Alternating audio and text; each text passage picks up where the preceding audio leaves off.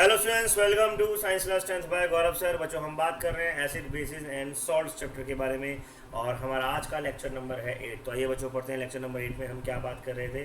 Last time मैंने आपको बात बताई थी क्या कि हमारे पास अलग अलग तरह के सॉल्ट्स होते हैं, जैसे कि NaCl, NaSCO3, Na2CO3, KCl, KSO4, KMnO4, बहुत सारे अलग अलग तरह के सॉल्ट्स होते हैं। हमने पढ़ा कि सॉल्ट्स एसिडिक और बेसिक तरह हो सकते हैं, न्यूट्रल हो सकते हैं, डिपेंड करता है कौन से एसिड और कौन से बेस से मिलकर वो बने हैं। इसके बाद बच्चों हम कॉमन सॉल्ट के बारे में बात कर रहे थे। कॉमन सॉल्ट जिसे हम NaCl बोलते हैं और NaCl से बनने वाली चीज़ों के बारे में बात कर रहे थे। हमने पढ़ा कि जब हम एक्वस NaCl को इलेक्ट्रोलाइज करते हैं तो हमें तीन चीज़ें मिलती थी। NaOH, हमें मिलता था Cl2, हमें मिलता था H2। तो बच्चों हमने पढ़ लिया था। उसके बाद NaOH का यूजेस हमने पढ़ लिए थे, Cl2 के यूजेस, और आज हम बात कर रहे हैं किसके बारे में, अभी H2 के यूजेस। H2 के बारे में अगर मैं आपको बताऊं तो हमने पहले भी बहुत बार H2 के बारे में बात करी है और मैंने आपको बताया था H2 is one of the lightest gas. इस धरती की ही नहीं बल्कि इस पूरे ब्रह्मांड की, पूरे यूनिवर्स में इससे हल्की गैस कोई नहीं है।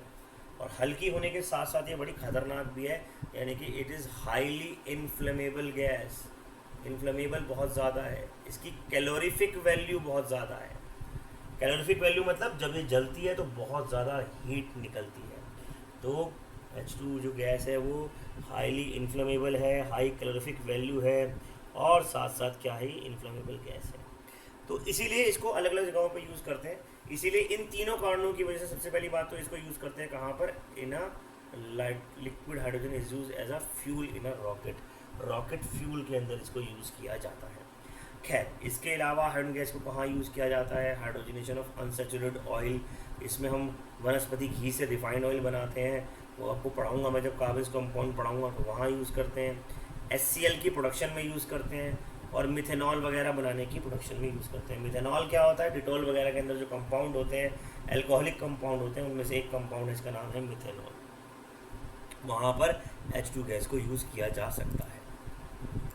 NaCl की प्रॉपर्टीज़ पढ़ने के बाद, NaCl की इलेक्ट्रोलिसिस करके उसमें से NaOH, H2 और Cl2 की प्रॉपर्टीज़ और यूजेस पढ़ने के बाद हमें आगे बढ़ना है। लेकिन मैं आपको याद दिला दूँ, NaH को कास्टिक सोडा भी कहते थे और NaCl का इलेक्ट्रोलिसिस क्या कहलाता था, क्लोर एल्कलाई प्रोसेस। तो ये सारी बातें आपको याद रखनी है जो लास्ट लेक्चर में हमने करी थी। अब बढ़ते हैं बच्चों अपने नेक्स्ट लेक्चर की तरफ, अपने नेक्स्ट टॉपिक की तरफ। तो वो नेक्स्ट टॉपिक है क्या, वॉशिंग सोडा। वॉशिंग सोडा का फॉर्मूला क्या होता है बच्चों, वॉशिंग सोडा का फॉर्मूला होता है Na2CO3.10H2O। Na2CO3.10H2O। याद रखिएगा, Na2CO3 is not washing soda. कुछ लोग गलती कर देते हैं कि Na2CO3 को वॉशिंग सोडा बोल देते हैं। Na2CO3 वॉशिंग सोडा नहीं है। वॉशिंग सोडा कौन है, वॉशिंग सोडा है Na2CO3.10H2O। सो याद रखिएगा, Na2CO3 वॉशिंग सोडा नहीं होगा। वैसे मैं आगे भी बताऊंगा आपको, लेकिन अभी भी बता रहा हूँ, यहाँ पर ये सोडा ऐश होता है। इसे क्या बोलते हैं, सोडा ऐश। तो Na2 washing soda, sorry Na2CO3 washing soda नहीं होता। तो वॉशिंग सोडा को पूरा क्या बोलना है, Na2CO3.10H2O। और वॉशिंग सोडा का केमिकल नेम क्या हो जाएगा, सोडियम कार्बोनेट डेकाहाइड्रेट। यहाँ पे डेका का मतलब क्या है, डेका का मतलब है 10। सोडियम कार्बोनेट डेकाहाइड्रेट, डेका का मतलब क्या है, डेका का मतलब है 10। सोडियम कार्बोनेट डेकाहाइड्रेट, डेका का मतलब है 10। ठीक है जी, 10, इसलिए डेकाहाइड्रेट। अब सोडियम कार्बोनेट की प्रिपरेशन की बात करते हैं। प्रिपरेशन में वैसे तो ये नाम एग्जाम में कम आता है, लेकिन सोडियम कार्बोनेट की प्रिपरेशन यानी कि वॉशिंग सोडा की प्रिपरेशन का, वॉशिंग सोडा की प्रिपरेशन को सोलवे प्रोसेस कहा जाता है। कौन सा प्रोसेस कहा जाता है, सोलवे प्रोसेस कहा जाता है। याद रखेंगे, ये नाम NTSC वगैरह में बहुत आता है, वैसे भी पूछा जाता है। तो बच्चों, इसको बनाने में वैसे 3 स्टेप लगते हैं, यानी कि सोलवे प्रोसेस 3 स्टेप में डिवाइड है। लेकिन पहला स्टेप क्या है, पहला स्टेप है जब हम क्या लेते हैं, जब हम लेते हैं ब्राइन। व्हाट इज़ ब्राइन बच्चों, anyone can explain me what is brine, जल्दी जल्दी बताएंगे ब्राइन क्या होता है, without cheating. Yes, saline water. तो दिस इज़ ब्राइन। कई बार एग्जाम में लिखा हुआ मिलेगा आपको ब्राइन, NCERT में भी गिवन है, जिसे हम क्या बोलते हैं, ब्राइन। और हम क्या लेते हैं बच्चों, और हम लेते हैं cold and concentrated ammonia. Cold यानी कि ठंडा अमोनिया लेना है, बिल्कुल ध्यान रखेंगे, कोल्ड एंड कंसंट्रेटेड अमोनिया। अच्छा मैंने यहाँ ब्राइन लिखा है सर, आपने यहाँ एक्वस नहीं लिखा, आप लिख सकते हो वैसे पानी यहाँ पर है ही, तो एक्वस नहीं भी लिखोगे तो भी काम चल जाएगा क्योंकि पानी यहाँ पर है ही, ठीक है ना। जब आपने ये चार चीज़ें ली, कौन कौन सी चार चीज़ें ली, आपने लिया ब्राइन, आपने लिया ammonium, ammonia, cold and concentrated ammonia, और आपने क्या लिया CO2, और आपने लिया H2O। आपको दो चीज़ें मिलेंगी बच्चों, एक मिलेगा सोडियम बाई कार्बोनेट और दूसरा मिलेगा अमोनियम क्लोराइड। एक मिलेगा सोडियम बाई कार्बोनेट और दूसरा मिलेगा ammonium chloride. Sodium by carbonate and ammonium chloride, ठीक है जी। ये दो चीज़ें आपको इसके अंदर पहले स्टेप में मिलेंगी, बहुत ध्यान से समझिएगा। स्टेप नंबर 2 के अंदर हम ये बात करेंगे कि हमारे पास जो स्टेप नंबर 1 में मिक्सचर मिला, किस चीज़ का मिक्सचर मिला है बच्चों, हमें स्टेप नंबर 1 में मिक्सचर मिला है सोडियम बाइकार्बोनेट और अमोनियम क्लोराइड का। अब देखो इस मिक्सचर की खास बात क्या होती है कि ये जो मिक्सचर आपको मिला सोडियम बाइकार्बोनेट और अमोनियम क्लोराइड का, इसमें जो सोडियम बाइकार्बोनेट है वो थोड़ा सा कैसा है, वो सॉलिड फॉर्म में है, यानी कि वो आराम से नीचे बैठ सकता है या फिल्टर हो सकता है, जबकि अमोनियम क्लोराइड इसके अंदर घुला हुआ है, NH4Cl पूरी तरीके से घुला हुआ है। तो when we filter the solution by filter paper, जब हम फिल्टर करते हैं सॉल्यूशन को बाय फिल्टर पेपर, तो अमोनियम बाइकार्बोनेट जो होता है वो अलग हो जाता है, वो फिल्ट्रेट हो जाता है, अलग से फिल्टर्ड आउट हो जाता है। और फिर जब इस अमोनियम बाइकार्बोनेट को हम हीट करते हैं, बैलेंस करने के लिए मैंने आगे 2 लगाया है, जब इसको हम हीट करते हैं तो हमें क्या मिलता है बच्चों, हमें मिलता है Na2CO3 plus CO2 plus H2O। Now this Na2CO3 is known as sodium carbonate. ये क्या कहलाता है बच्चों, ये कहलाता है सोडियम कार्बोनेट, और इसी को हम बोलते हैं सोडा ऐश। क्यों बोलते हैं, जानते हो इसे सोडा ऐश? किसी को मालूम है सोडियम बाइकार्बोनेट को हीट करने के बाद जब हमें Na2CO3 मिलता है तो इस Na2CO3 को सोडा ऐश क्यों कहा जाता है? एनीवन, कौन बताएगा? नहीं पता, चलिए। असल में इसमें सोडा होती है और राख होती है, इसे सोडा ऐश कर देते हैं ना। बढ़िया बात है सर, सोडे में राख डाल दो तो सोडा ऐश बन जाता है, इसे सोडा ऐश कहते हैं। नहीं, ऐसा नहीं है। असल में ये बिल्कुल कैसा दिखाई देता है बच्चों, जब आप किसी लकड़ी को जलाते हो या किसी एनिमल को जलाते हो, जैसे हम किसी बॉडी को जलाते हैं तो उसके बाद जो बॉडी की भभूति बचती है, राख बचती है, उसका टेक्सचर और इसका टेक्सचर बिल्कुल एक जैसा होता है। उसका टेक्सचर और इसका टेक्सचर बिल्कुल एक जैसा होता है। तो उस राख का जो टेक्सचर होता है, जो किसी लिविंग बीइंग को जलाने के बाद बचती है, और क्योंकि इसमें सोडियम है तो सोडा ऐश, इसका नाम क्या पड़ गया, सोडा ऐश, ठीक है। तो इसीलिए इसको सोडा ऐश कहते हैं। ड्राई होने की वजह से, क्योंकि इसमें पानी नहीं है हर्ष, तो उसके लिए इसका एक और नाम होता है, वो भी मैं बता देता हूँ बच्चे। इसका ड्राई होने की वजह से एक और नाम होता है, और वो नाम क्या होता है, एनहाइड्रस। हालांकि इसके बारे में हम कल परसों आगे बात करेंगे, यानी कि नेक्स्ट लेक्चर में या नेक्स्ट लेक्चर में बात करेंगे, एनहाइड्रस सोडियम कार्बोनेट। तो जब कोई चीज़ ड्राई होती है तो उसमें पानी नहीं है, और पानी नहीं है तो हम क्या वर्ड लगाते हैं, एनहाइड्रस, एनहाइड्रस सोडियम कार्बोनेट। तो उसकी वजह से तो ये वाला नाम आता है, ठीक है। तो एक तरीके से देखा जाए तो सोडियम कार्बोनेट के 3 नाम पढ़ लिए हमने।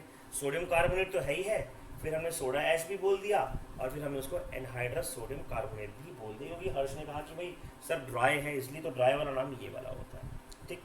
तो सेकंड स्टेप में हमें क्या मिला बच्चों, हमें सेकंड स्टेप में मिला सोडियम कार्बोनेट। बच्चों सोलवे प्रोसेस का थर्ड पार्ट आता है क्या, थर्ड पार्ट में हम क्या करेंगे, सोडा ऐश को पानी में डिसॉल्व करेंगे। अब यहाँ पर एक बात ध्यान देने वाली क्या है, यहाँ पर हम Na2CO3 को केवल 10 पानी में डिसॉल्व करेंगे, और हमें मिल जाएगा क्या, Na2CO3.10H2O, और this is our washing soda. ये कहलाता है वॉशिंग सोडा, ठीक है विदुषी। बहुत जल्दी आई क्लास में आज, क्या बात, इतनी जल्दी क्यों आ गई विदुषी? ये क्या कहलाता है बच्चों, ये कहलाता है वॉशिंग सोडा। तो वॉशिंग सोडा की प्रिपरेशन एक बार फिर से रिपीट मारते हैं बच्चों, एक बार फिर से आप सबके सामने पेश कर रहा हूँ वॉशिंग सोडा की प्रिपरेशन। सबसे पहला काम क्या करेंगे, सबसे पहले हम कोल्ड कंसनट्रेटेड अमोनिया की NaCl के साथ रिएक्शन कराएंगे, और जब रिएक्शन करा देंगे तो उससे हमें मिलेगा क्या, सोडियम बाइकार्बोनेट और अमोनियम क्लोराइड। फिर हम सोडियम बाइकार्बोनेट और अमोनियम क्लोराइड को फिल्टर करेंगे सोडियम बाइकार्बोनेट को, अलग कर लेंगे और उसको हीट करेंगे सेकंड स्टेप में, तो हमें मिलेगा सोडा ऐश। और फिर सोडा ऐश को थर्ड स्टेप में हम पानी के साथ मिक्स करेंगे तो हमें मिलेगा क्या, सोडियम बाइकार्बोनेट डेकाहाइड्रेट। अब इसमें ये आता है कि सर आपने 10H2O क्यों लिए, 11 ले लेते, 12 ले लेते, 13 ले लेते, 9 ले लेते, 8 ले लेते। बेसिकली हम 10H2O गिन के नहीं ले रहे हैं, असल में 10H2O इसके साथ चिपक जाते हैं। और ये क्या होते हैं .H2O, इसके बारे में हम इस चैप्टर के लास्ट में बात करने वाले हैं, तो इसलिए हम ऐसा करते हैं। ठीक है, एक क्वेश्चन आता है, एक बच्चे ने क्वेश्चन पूछा, अर्जित ने क्वेश्चन पूछा कि सर हमने कोल्ड और कंसनट्रेटेड ही क्यों लिया। कंसनट्रेटेड इसलिए लिया कि रिएक्शन जल्दी हो जाए, और कोल्ड इसलिए लिया क्योंकि कोल्ड लेने से क्या होता है, अमोनियम क्लोराइड जो है वो आराम से पानी में घुला रहता है। अगर थोड़ा सा हीटअप कर देते हैं तो फिर वो अमोनियम हाइड्रोक्साइड बना के उड़ जाता है। तो हम ऐसा ना हो कि वो उड़ जाए और हमारे काम का ना रहे। असल में सोलवे प्रोसेस में ये जो अमोनियम क्लोराइड बन रहा है ना, इसका भी आगे यूज़ होता है, but that is not in our washing soda preparation. Washing soda में इसका कोई यूज़ नहीं था, तो हमने इसके बारे में बात नहीं करी। लेकिन जब आप 11th-12th में आओगे तो अमोनियम क्लोराइड का बहुत कुछ यूज़ है, उसके बारे में भी हम बात करेंगे। ठीक है, तो इस तरीके से ये क्वेश्चन का आंसर आपको मिल जाएगा। ये कहलाता है बच्चों क्या, ये कहलाता है वॉशिंग सोडा की प्रिपरेशन। अब बात कर लेते हैं बच्चों प्रॉपर्टीज ऑफ वॉशिंग सोडा के बारे में। तो washing soda transparent crystalline solid होता है, याद रखिएगा। ये ट्रांसपेरेंट का मतलब ये नहीं कि आर पार देख सकते हो, ये वाइटिश कलर में आपको मिलेगा, पर ऐसा होगा जैसे कि ट्रांसपेरेंट जैसा क्रिस्टलाइन सॉलिड होता है, और ये बड़े आराम से पानी में घुल जाता है। It is easily soluble in water. Washing soda can turn red litmus to blue. इसका मतलब वॉशिंग सोडा का जो नेचर है वो कैसा हो गया, रेड लिटमस को ब्लू में टर्न कर रहा है। That mean it is basic in nature. तो वॉशिंग सोडा कैसा हो गया बच्चों हमारा, यस, बेसिक इन नेचर हो गया। फिर वॉशिंग सोडा की एक प्रॉपर्टी आती है क्लींजिंग प्रॉपर्टी और डिटर्जेंट प्रॉपर्टी, यानी कि ये क्लींजिंग में, वॉशिंग नाम आ रहा है ना, तो वॉशिंग नाम ही इसलिए पड़ा इसका क्योंकि ये क्लीनिंग करने में काम करता है, क्लीनिंग करने में मदद करता है, तो इसीलिए इसको बोलते हैं वॉशिंग सोडा। ठीक है, अब इसके यूजेस पढ़ लेते हैं इसी बात पर। आइए इस बात पर इसके यूजेस समझते हैं, क्या क्या यूज़ है इसके। पहला यूज़ है sodium carbonate is use as cleansing agent. होता क्या है बेसिकली, जब हम हार्ड वाटर यूज़ करते हैं, समझिएगा बात को, कौन सा वाटर यूज़ करते हैं, hard water. What is hard water, कौन बताएगा what is hard water. Hard मतलब सख्त पानी, सख्त लोंडा सुना था हमने, आजकल चल रहा है मार्केट में। ये हार्ड वाटर क्या है,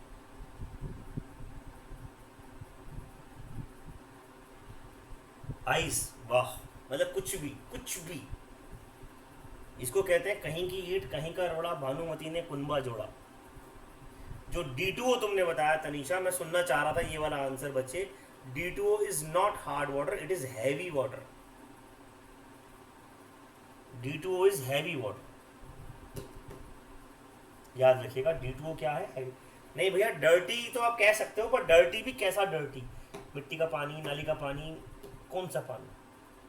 हाँ, राधिका ने फिर एक थोड़ा सा आंसर सही दिया कि सर जिसके अंदर इम्प्यूरिटी हो, लेकिन वो इम्प्यूरिटी भी किसकी हो, कैल्शियम की हो, मैग्नीशियम की हो। खाली कैल्शियम मैग्नीशियम लिखने से काम नहीं चलेगा। बेसिकली हम बोलते हैं क्या, डायावेलेंट इम्प्यूरिटी। डायावेलेंट मतलब जिसपे +2 चार्ज आ रहा हो। ऐसे आयंस अगर प्रेजेंट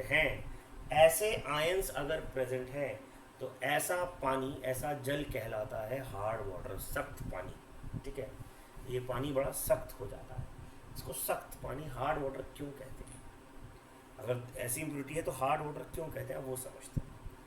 देखिए, अभी तो आजकल हम लोग यूज़ नहीं करते हैं हार्ड वाटर। पुराने ज़माने में जब घरों में हैंडपम्प लगे होते थे, या मोहल्ले में एक आधा हैंडपम्प होता था, गाँव में एक आधा हैंडपम्प होता था, बेटा MgSO4 हो सकता है। सल्फ्यूरिक एसिड का मतलब ये नहीं कि सल्फ्यूरिक एसिड होगा, MgSO4 हो सकता है, CaCO3 हो सकता है, CaCl2 हो सकता है, MgCl2 हो सकता है, कुछ भी, कोई सा भी कंपाउंड जिसमें मैग्नीशियम आ रहा हो या कैल्शियम आ रहा हो, या ऐसी कोई भी इम्प्योरिटी आ रही हो जिसमें +2 चार्ज आ रहा हो, तो +2 चार्ज वाला कोई सा भी सॉल्ट, +2 डायावेलेंट सॉल्ट, +2 चार्ज वाला कोई सा भी सॉल्ट, +2, -2 वाला सॉल्ट नहीं, +2 वाला सॉल्ट कहलाएगा हैवी वाटर। ठीक है, तो इसको हम बोलते हैं क्या, हैवी वाटर। हम D2O के बारे में वैसे इस टॉपिक में बात नहीं करना चाह रहे थे, पर चलिए अब एक आधे बच्चे ने बात कर ही लिया, तो D2O के बारे में बात करते हैं। असल में एक वर्ड होता है, आपने 9th क्लास में एक वर्ड पढ़ा होगा बच्चों, आइसोटॉप्स। पढ़ा है किसी ने आइसोटॉप्स, व्हाट आर आइसोटॉप्स। हाँ, मैंने तो 9th में बताया था, मुझे मालूम है, मैंने तो अपने 9th में पढ़ाया था, बाकियों का मुझे पता नहीं। हाइड्रोजन के 3 आइसोटॉप्स होते हैं, H, D and T. Hydrogen या प्लूटोनियम, ड्यूटेरियम एंड ट्रिटियम। इससे बनने वाला पानी कहलाता है H2O, इससे बनने वाला पानी कहलाता है D2O, और ये बहुत ज़्यादा रेडियो एक्टिव होता है, इससे पानी बनता ही नहीं है। तो D2O इज़ हैवी वाटर, क्योंकि ये हैवी आइसोटॉप से बना हुआ है। ड्यूटेरियम में क्या होता है, उसका भार ज़्यादा होता है, उसका एटॉमिक मास ज़्यादा होता है हाइड्रोजन से, तो इसलिए उसका पानी भी कैसा होगा, भारी होगा। इसको हम बोलते हैं हैवी वाटर। ये न्यूक्लियर रिएक्टर में यूज़ होता है, जो न्यूक्लियर पावर प्लांट होते हैं जिनमें बिजली बनाई जाती है, वहाँ पर ये यूज़ होता है D2O एज अ कूलेंट। ठीक है, आगे पढ़ेंगे कभी हम ज़िंदगी में, ठीक है ना, वहाँ पर। नहीं, हैवी ड्राइवर तो अलग होते हैं, तो तुम सारे हैवी थोड़ी करोगे, ऐसे तो सख्त लोंडा होता है, हार्ड वाटर होता है, अलग बात हो गई। खैर, तो हार्ड वाटर क्या हुआ, जिसमें डायवेलेंट इम्प्योरिटी। अब ये डायवेलेंट इम्प्योरिटीज करती क्या है, इनमें ऐसी क्या खास बात होती है। असल में पुराने टाइम में जब लोग कपड़े धोते थे, तो कपड़े किससे धोते थे, पानी से धोते थे। तो सर वो तो आज ही पानी से ही धो रहे हैं, मानता हूँ पानी से धो रहे हैं, लेकिन आज जो पानी यूज़ कर रहे हैं वो ज़्यादातर टैप वाटर, RO वाटर, ये सब यूज़ करते हैं। वो पानी जिसमें हार्ड वाटर होता था, उसके अंदर जब कपड़े धोते थे, किसके साथ, सोप के साथ। अच्छा, कपड़े धोने के लिए किसी भी साबुन का जब इस्तेमाल करते हैं, तो साबुन अच्छा काम करेगा या बेकार काम करेगा, ये किस बात पर डिपेंड करेगा, जल्दी से बताएंगे। साबुन अच्छा काम करेगा कि बेकार काम करेगा, ये किस बात पर डिपेंड करेगा।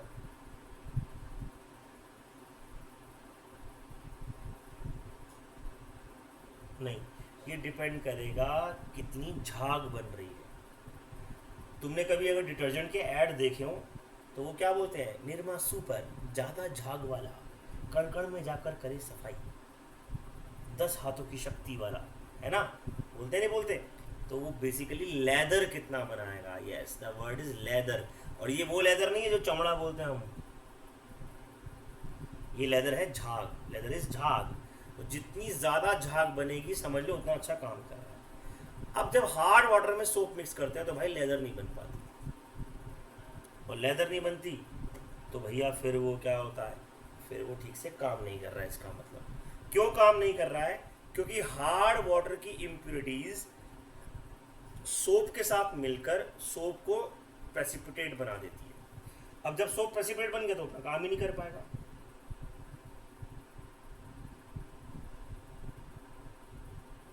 है ना, वो अपना काम ही नहीं कर पाएगा, तो वो नीचे बैठ जाएगा। अच्छा, जब वो नीचे बैठ जाता है, उसको भी एक वर्ड यूज़ करते हैं, उसके लिए भी नीचे बैठने के लिए वर्ड यूज़ करते हैं, क्या, स्कम। क्या बना देता है, स्कम। तो गाढ़ा गाढ़ा सा स्कम बना देगा, कोई फ़ायदा ही नहीं है। जैसे आप कभी किसी हिल स्टेशन पे जाओ, पहाड़ियों पे जाओ, और वहाँ पे अगर वहाँ का पानी यूज़ करो, और उसमें आप शैम्पू भी यूज़ करोगे ना, साबुन भी यूज़ करोगे, आपको चिपचिपाहट सी नजर आएगी, आप कहोगे यार ये झाग ही नहीं बना रहा। लेके गए थे शैम्पू, बन गया कंडीशनर, है ना, बड़ी दिक्कत आती है। अच्छा, लड़कों को तो फ़र्क ही नहीं पता होगा कंडीशनर और शैम्पू में। हम तो भाई ऐसे हैं जो दोनों को एक ही समझते। भाई मैं तो ऐसी एक ही समझता था शादी से पहले, मुझे लगता था सारा शैम्पू कंडीशनर एक ही होता है। लेकिन फिर मैं सोचता था, जब वो कंडीशनर पड़ा था ना मुझे, मैं झाग ही नहीं बना रहा, बकवास है, तो हेयर फेयर एंड लवली, ये वो जो भी है। तो एक ज़माना था हमारे साथ ऐसे होता था। फिर हमारी शादी हो गई, उसके बाद हम जयराम जी की बोल गए। अब तो नए नए शब्द सुनने को मिलते हैं, सिरम, हेयर सिरम, और पता नहीं हेयर स्प्रे, और पता नहीं क्या क्या। चल, हम तो सारी ज़िंदगी साबुन लगाते रहे, यहाँ पता नहीं क्या क्या क्या क्या लगता रहता है, मतलब कतई। हाँ, हेयर मास्क, पता नहीं क्या क्या मास्क, साला मास्क, लोग नाक पे मास्क लगा नहीं रहे, हेयर मास्क क्यों लगाते हैं, मुझे तो ये समझ में नहीं आया। अभी कुछ दिन पहले की बात है, वाइफ बोलने की मैं मास्क लाई हूँ, हेयर मास्क, 1500 रुपये का। मैंने कहा यार 1500 रुपये का मास्क, इतना महंगा क्या जरूरत थी भाई, मुंह पे ही तो लगाना है। फिर पता चला हेयर मास्क, मैंने कहा तो बालों में कौन सा वायरस आ रहा है, तो पता चला जी कुछ और ही होता है, पता नहीं क्या होता है। तो ये तो हालात है हर दुनिया के, मतलब क्या ही करेंगे यार। इससे तो हमारे पुराने, तुम्हें पता है पुराने ज़माने में लोग कैसे सर धोते थे और कैसे पूछते थे सर, पता है किसी को?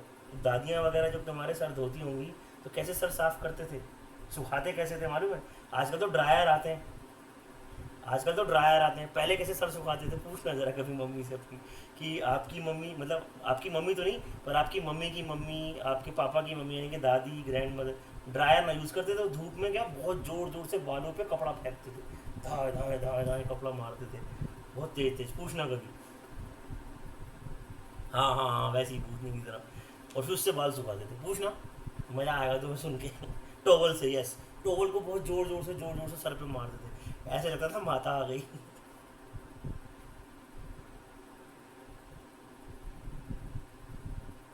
अबे तुम्हारी बाल खराब हो रहे, उनके देखो कितने बढ़िया रहते थे तब भी। चलो छोड़ो, मुल्तानी मुल्तानी मिट्टी की बाद में बात करेंगे। खैर, तो फिलहाल हम वापस आते हैं अपने टॉपिक पे। तो ये क्या बना देता है, स्कम बना देता है, ठीक है। जिनको नहीं पता अपने घर वालों से पूछना बाल कैसे सुखाती थी पुराने ज़माने में लेडीज़, वो बता देंगे, या कभी सर्च कर लेना। अब इसमें क्या हुआ, अब क्योंकि स्कम बन गया तो क्या करते हैं हम, इसको ख़त्म करने के लिए हम वॉशिंग सोडा डालते हैं। अब वॉशिंग सोडा जब इसके अंदर डालते हैं तो वॉशिंग सोडा हार्ड इम्प्योरिटीज़ को ख़त्म कर देता है। वॉशिंग सोडा इसके साथ रिएक्ट करता है और इसको ख़त्म कर देता है, ताकि सोप अपना काम आराम से कर सके, सोप अपना काम आराम से कर सके। इस तरीके से वॉशिंग सोडा उसमें मदद करता है। लेकिन आजकल ज़रूरत नहीं पड़ती, क्योंकि आजकल हम क्या यूज़ करते हैं, डिटर्जेंट यूज़ करते हैं, ठीक है ना। और डिटर्जेंट वाले तो आजकल बहुत पक्के हो गए हैं, वो तो कहते हैं कि पहले इस्तेमाल करें फिर विश्वास करें, है ना। अमिताभ बच्चन बेच रहा है आजकल डिटर्जेंट, आया था हमारे यहाँ पे बेचने, कह रहा भाई साहब गाड़ी डिटर्जेंट ले लो, 2 पैकेट ले लो, 1 फ्री दूंगा। मैंने कहा नहीं चाहिए भाई, हम एरियल यूज़ कर रहे हैं आजकल। 350 आया था घर पे बेचता, कह रहा लॉकडाउन है काम नहीं चल रहा, ले लो। मैंने कहा नहीं चाहिए भाई। कह रहा साथ में एक आपको कपड़े धोने का ब्रश भी दे दूंगा। मैं कहा नहीं चाहिए भाई, क्या करोगे, मिल गए तुम केबीसी में मिल लेना। तो भैया इस तरीके से जो वॉशिंग सोडा होता है वो अपना काम यहाँ पर करता है, ठीक है जी। उसके बाद वॉशिंग सोडा सॉरी किस किस काम आता है और ये कौन कौन से काम आता है, थोड़ा वहाँ पे भी आ जाते हैं। Manufacture of soap, paper, glass, ये सब भी बनाता है। तो भैया इस तरीके से हमने पढ़े क्या, इस तरीके से हमने पढ़े वॉशिंग सोडा के यूजेस। हमने प्रॉपर्टीज़ पढ़ी वॉशिंग सोडा की, और हमने क्या पढ़े, यूजेस पढ़े। देखिए जोक्स अपार्ट, मजाक करते हैं, वैसे बड़े आदमी हैं अमिताभ बच्चन जी, सर जी हैं, वो बिग भी हैं, तो सिर्फ मजाक करने की बात अलग है। लेकिन बस वो है कि तुम्हें समझाना चाह रहा हूँ कि क्या क्या होता है। तो डिटर्जेंट्स में क्या होता है, डिटर्जेंट्स में पहले से ही वॉशिंग सोडा वाली प्रॉपर्टीज़ मिक्स होती हैं। वॉशिंग सोडा मिक्स होता है तो हमें अलग से यूज़ नहीं करना पड़ता, अदरवाइज़ पुराने ज़माने में अलग से वॉशिंग सोडा डालना पड़ता था, ठीक है बच्चों। तो ये हो गया वॉशिंग सोडा। कल हम बात करेंगे बेकिंग सोडा के बारे में। सो आज का लेक्चर बस इतना ही रखते हैं। That's all for today, thank you very much, will meet tomorrow again, that's all for today.